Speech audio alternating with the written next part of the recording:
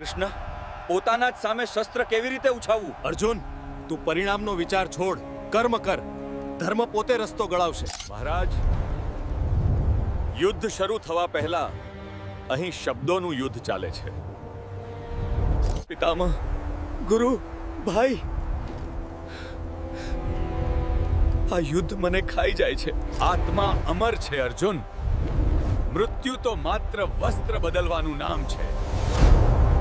જો ધર્મ ચૂપ રહે તો અધર્મ બોલે છે.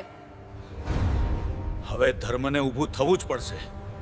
સત્ય પાંડવો સાથે છે, પણ પ્રતિજ્ઞા મને રોકે છે. આ યુદ્ધ કોઈ જીતશે નહીં, પણ જરૂરી છે. જ્યારે તું પોતે ધર્મ બને ત્યારે યુદ્ધ પણ યજ્ઞ બની જાય. મહારાજ, આ માત્ર યુદ્ધ નથી, આ જીવનની ગીતા છે. કૃષ્ણ, જો ભાગ્ય નક્કી છે તો પ્રયત્ન શા માટે?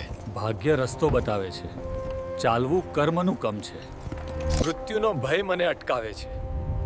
ભય મૃત્યુનો નહીં, અજાણ્યાનો છે. મૃત્યુ પછી શું? શરીર જાય છે, આત્મા નહીં. ચૂપ રહેવું પણ પાપ છે. અન્યાય સામે મૌન અધર્મને શક્તિ આપે છે.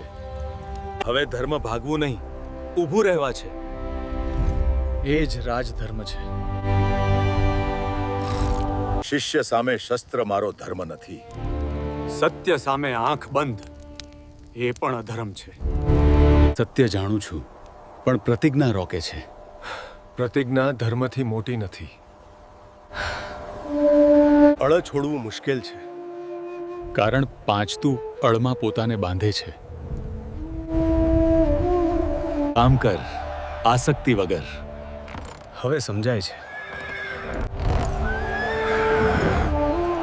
આ યુદ્ધ ટળી શકે? યુદ્ધ મેદાનમાં નહીં, મનમાં જીતવવું પડે.